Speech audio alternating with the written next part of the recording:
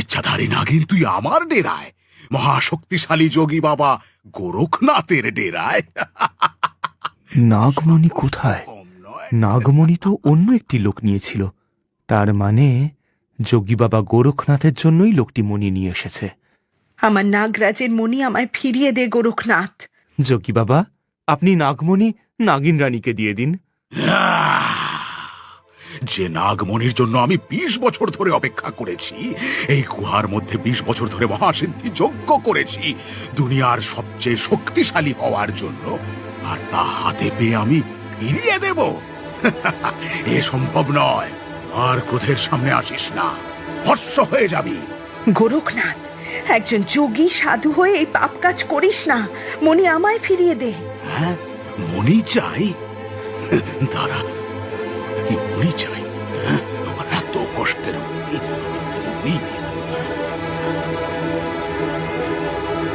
এই মণি চাই?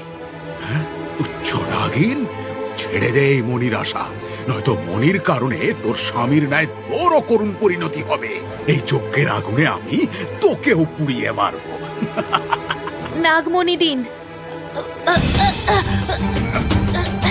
নাগমণি দিন।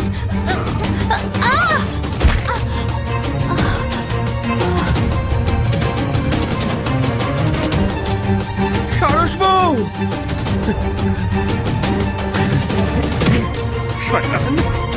যোগী বাবা, আমার সারস বউয়ের গায়ে হাত তুললে? কাপুরুষ!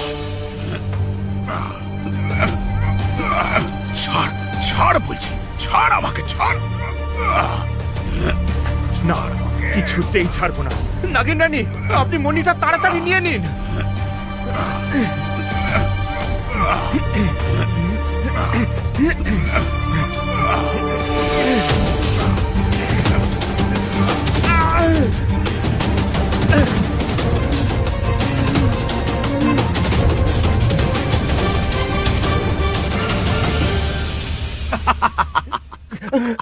একটা তুচ্ছ নাগিন হয়ে তুই আমার শক্তির সাথে লড়তে চাইছিস?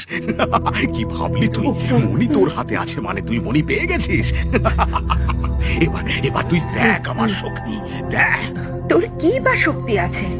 মহাদেব আমাদের সহায়, তোর বিনাশকাল আসন্ন, তাই তোর এত অহংকার। সারস বউ! সারস বউ! এই গন্ডি হতে বেরোনো অত সহজ নয় কাঠুরিয়া। আর নাগিন, দেখ তোর অবস্থা আমি কি করি, দেখতে থাক শুধু।